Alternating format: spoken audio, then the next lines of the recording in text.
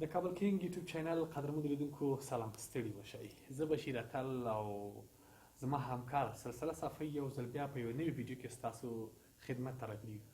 دا چې نننۍ ویډیو مو د څه دپاره چمتو کړې ده او تاسو یې هم راسره وګورئ. که چیرې ویډیو مو خوښه سوه زموږ چینل سبسکرایب کړئ. سلسله به ماته وایي چې نننۍ ویډیو د څه په اړه ده. ډېرې زیاته مننه کوم اتل جانه، خوشحاله اوسئ. زه هم خپل په ټولو لیدونکو ته سلامونه ډالۍ کوم او د دې تر څنګ موضوع مو درته راوړې په نننۍ خپرونه کې چې موضوع دا ده اتل جانه چې موږ باید لیدونکو ته دا ووایو چې هغه ځوانان چې ووایم له بده مرغه چې یا بېلارې وي یا داسې سوچونه کوي چې نورو ته باید مزاحمت وکړي او د دې تر څنګ زده کړې نه کوي او ځانونه نه هڅوي، نور نه هڅوي چې تعلیم وکړي او ځان په تعلیم باندې بوخت کړي. بالکل، یعنی نننۍ موضوع هغه موضوع ده، هغه ورونه یا هغه نوي ځوانان چې بې ځایه ګرځي، اشتباهي یا غلط کارونه کوي، د هغو څخه لاس واخلي. نو دغه ویډیو د تر پای وګوري چې موږ ورته څه وایو، په دغو کړنو د عمل وکړي، انشاءالله د بدو کارونو څخه به راوګرځي. هغه کومې لارې چې موږ تاسو ته وایو او موږ باید اول په ځان باندې عملي کړو او بیا هم تاسو عملي کړئ. نو سلسلې یوه د دې خبرو څخه تر ټولو مهمه خبره دا ده چې انسان کله هم غواړي د بدې لارې څخه ځان وساتي. تر ټولو مهمه خبره دا ده چې باید دی د خدای عبادت وکړي او د الله هغه 5 وخته لمونځ چې الله په موږ باندې فرض کړی هغه باید ادا کړي. بالکل اتل جان، همداسې ده. نو اصلاحي نه باید د ځان نه پیل شي او د دې تر څنګ که موږ تاسو چېرته ځان په لمانځه کې بوخت وساتو یا هم د دې تر څنګ دنده ولرو، خپل دندې ته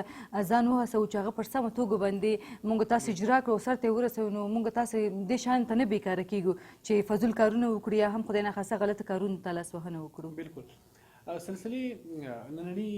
زموږ ځوانان چې دي، بیا هغه تنکي ځوانان چې دوی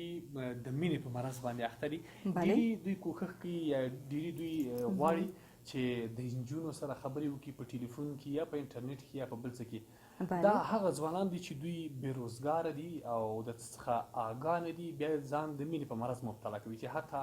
ډېری ځوانان د مرګ تر سرحده رسېدلي دي. ډېری ځوانان اوس هم په دې مرض اخته دي. دې ته مینه نه ویل کېږي، دا مرض ده. ځکه مرض ده، مینه پوهېږو چې مینه یو پاک څه دي، محبت ګناه نیست، دا تاسو هم اورېدلي. اما دغه نننۍ کومې مینې محبتونه چې دي دا ټول په دروغو، په بازي باندې او د خلکو څخه په استفادې کولو دي. که څنګه سلسلې؟ بالکل اتل جان، همداسې ده. زه هم ستا په نظر او خبره باندې موافقه یم. نو زموږ د ټولو هغه ځوانانو نه یوازې هلکان نه وایم، نجونې هم شته دی اتل جانه چې داسې ځان به په فضولو کارونو بوختوي یا مصروف به ساتي او دا چې په دې به هم ښه پوهېږي چې هغه راتلونکی یا هم آینده نه لري. نو ښه به دا وي چې موږ تاسو داسې کارونو نه ځانونه وساتو او که نور داسې خدای ناخواسته که زموږ ملګري او دوستان وي نو په دې کارونو که بوخت وو یا هڅه کوي، موږ تاسو باید هغې ته نصیحت وکړو تر څو چې هغې هم د دې کارونو نه وژغورو. بالکل.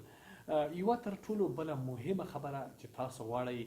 د خپل ځان څخه تشویش، استرس او هغه څه چې تاسو ځوروي، ستاسو ذهن ځوروي، د ځان څخه لرې کوي. پوهېږي سلسلې هغه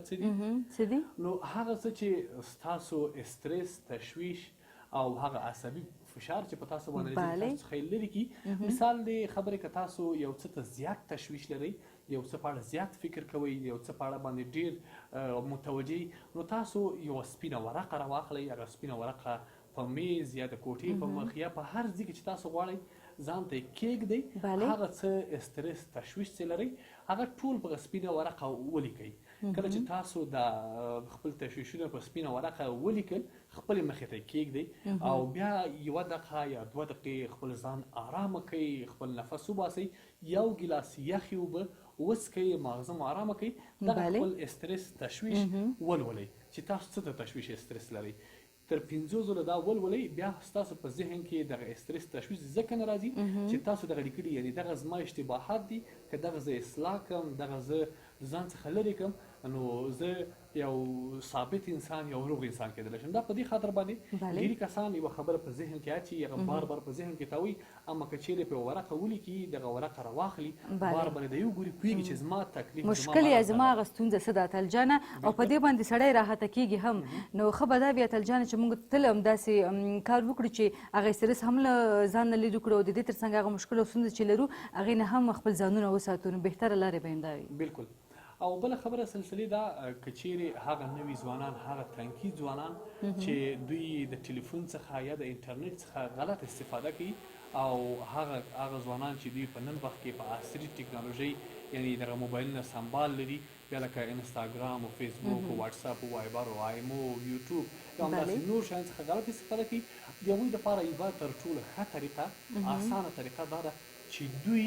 دغه خپل کوم اضافي کارونه مثلا اضافي شیان چې دي په انټرنیټ یې مصرفي په وخت یې مصرفي دا هم یو جنبندي کړي د دې لپاره تقسیم اوقات جوړ کړي لکه څنګه په منظم ډول اتلجانه وکاروي او د دې ترڅنګ په ښه توګه باندې نه دا چې په غلطو لارو هغه استفاده کوي خپل وخت په دې شیانو کې ضایع کړي نو مهرباني اتلجان نو که دوی غواړي چې د انټرنیټ د فیسبوک دغه څه سوشل میډیا چې د دوی څخه په صحیح طریقه استفاده وکړي اول باید چې انسان کله سهار د خوبه راپاڅېږي اول خو د خدای پاک عبادت لمونځ وکړي کلمه وایي آیت کرسي وایي د دې څخه وروسته باید خپل ځان دپاره د هغه څه تقسیم اوقات چې د دوی دپاره وړ مناسب وي هغه باید ځان ته تنظیم کړي مثال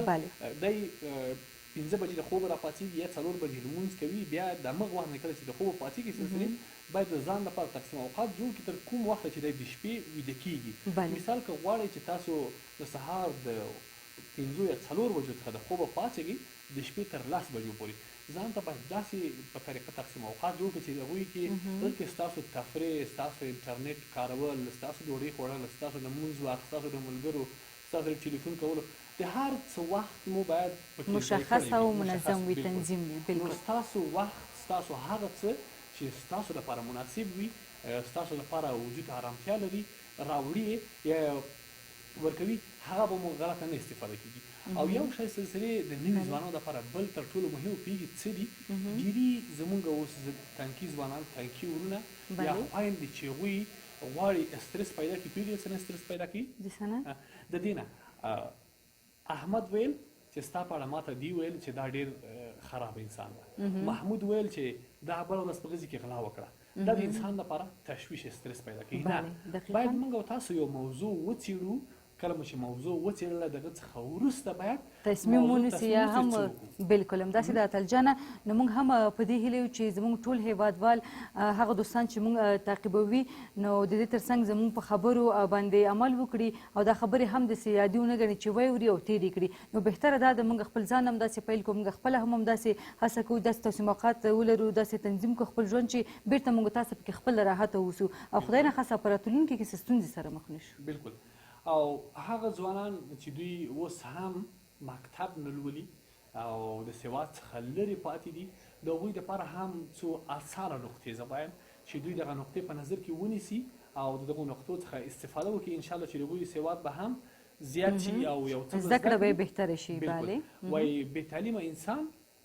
نابینا وي بلکل همداسې ده اتل جان نو که موږ تاسو یو چیرته روان یو د یو څه ادرس غواړو د چا څخه وپوښتو هغه په لوحه راته لیکلی که چاته وایي چې د دغې ځای ادرس کوم او د هغه درته سم د لاسه وایي چې ته ړوند یې په سترګو وګوره درته لیکلي دي خو ته یې پیدا نه شي نو دا په دې خاطر باندې که هغه ځوانان چې دوی د تعلیم څخه لرې دي د تعلیم څخه مثال د خبرې دوی هغه ورته نشي کولی لاسرسی ولري یو اسانه طریقه د هغوی دپاره دا ده چې ځان ته یو قلم یو البته پنسل او یو کتابچه واخلي او د قرآن کریم اول هغه الف و ب صفره چې الف ب پکې لیکل شوي دي هر کس یې کولی شي د هغه څخه واخلي ویې او بیا همداسې لکه تورې الف زرعه او ب ضربه یعنې په دې طریقه دوی کولی شي چې هم قرآن زده کړي هم خپل علم زده کړي یعنې هر څه په همدې طریقه زده کړي بلکل اتل جان همداسې ده او د درس لپاره هېڅکله هم ناوخته نه که موږ تاسو هم د اوس هم پیل کړو بیا هم موږ به داسې وایو چې زموږ لومړی تصمیم او لومړی بریا مو ده نو درس لپاره هېڅکله ناوخته نه وي ندانستن عیب است ولی پرسیدن عیب نیست که نه پوهېږو باید د نورو نه تپوس وکړو هڅه وکړو چې همدا اوس نه پیل کړو تر څو چې موږ کولی شو راتلونکی مو روښانه وي بلکل سلسلې زه به یوه لنډه داسې یو تقریبا یو دقیقه نه زیات یوه قصه درته کومه مهرباني زموږ یو دوست و تقریبا عمر یې 45 کلو نو د 12 صنف شروع کړ هغه خپل ځان ته اسناد جوړ کړ 12 صنف شروع کړ کله به چې دی بازار ته یا دوکان ته راته خلکو پریشخند وه چې ته شرمېږې نه د 45 یا 50 کاله مکتب د شروع کړ درس د شروع کړ ته په سن کې به څومره بد ښکارېږي ده به ورته یوه خبره وکړه یوه خبره به ورته کوله وایي که چیرې ستاسو د ځوانانو داسې یو محفل وي چېرته چې په هغه کې ټول ماسټران ډاکټران ناست وي او زه پکې بې سواده وم خلک به ماته وایي چې دا وګوره عمر زموږ نه زیاته خو نه سواد لري بې سواده یعنې هېڅ یې نه دي زده نو له هغه شرم نه ماته دغه شرم اوس ښه ده شاید چې ته تر اوسه ځوانېږې زه به سپین ږیری یم ستا په مجلس کې به ناست یم ته به ماته وایې چې دا سړی هم لیسانسه ده یا ماسټر دی او څه زده کړي نو موږ او تاسو باید همیش کوښښ وکړو تر څو مو د خیر لاس بل چا ته ورسېږي نه د شر او هغه کسان هغه دوستان چې تل د دې په هڅه کې وي د دې په کوشش کې دي چې یو انسان متضرره کړي یو انسان ته ضرر ورسي دا د دوی ناکامي ده وایي کوهی مه کښېنه د بل چا په لار کې چې ستا به د کوهي په غاړه لار شي یو دا ده به فارسی کې وایي مزن در کس را به انگشت که میزند در را به مشت بله دقیقا نتل جان هم داسې ده واقعا نو سلسلې په آخر کې یو څه باید ووایم یوه ټوکه درته وایم چې لږ ټوکه هم شته دی بلکل چې زمونږ دغه د ویډیو زمونږ د یوټیوب چینل کابل کینګ یوټیوب چینل مینوال لږ خوشحاله شي مهرباني تلجان یو ساده سړي یا بې سواده سړي یا هغه کس چې سواده نه درلود یو هندو څخه یې پوښتنه وکړه وایي کاکا سلام هغه خو بس وعلیک وایي ته مسلمان یې هغه ورته نه زه سیک یم نو هغه لونګۍ په سره کې نه سکان هغه لونګۍ په سره یې په حساب باندې نو هغه ورته ویلې وایي نه مسلمان یې ده ورته ویلې وایي بیا یې ورته ویلې وایي ته هندو یې که هغه ته سیک یې که مسلمان یې سیک یم نو اخره خبر چې کله دی ورته کوي بیا ورته ویلې خو سړی هغه سکې ډېر په عذاب کړ نو وایي بیا یې ورته ویلې ته هغې سکې که مسلمان سړی ورته په غوسه شو یو دم ورته په قهر شو دغه هغه دا سک ورته په غوسه شو پوهېږې څه ورته وایي ډېره جالبه خبرې ورته وکړه وایي که ته مسلمان یې زه مسلمان یم که ته هندو یې زه هندو یم د دې ذهنه پورې کوي چې یعنې یو سړی دومره غوسه دومره تنګ شو چې هغه نه په خپله مسلمانۍ کې پرېږدي او نه په خپله سکتوب کې پرېږدي موږ او تاسو باید هغه څه د کوشش وکړو د انسان په ظاهر باندې به نه ځو د انسان باید باطن مطالعه کړو د انسان باطن ته وګورو وروسته تر هغې بیا څه سړی تصمیم ونیسي بلکل همداسې ده تلجان نه وایي یوه ټوکه موږ چې نه وه چې د ویډیو مینوال به خوشحاله شوي چې قصې مو راته وکړې څه مو نه ویل خوشحاله هم نه کړو اتلجان بس هم ډېرې وینا وکولې تا هم هیلهمن یم چې دوستان په عمل کړي دا زما ټوکه که ډېره زیاته مننه کوم د لا نورو ښکلو ویډیوګانو لپاره زموږ چینل سبسکرایب کړئ او د زنګولي بټن ووایئ چې نوي ویډیوګان درته راسي په مخه د خدای په امان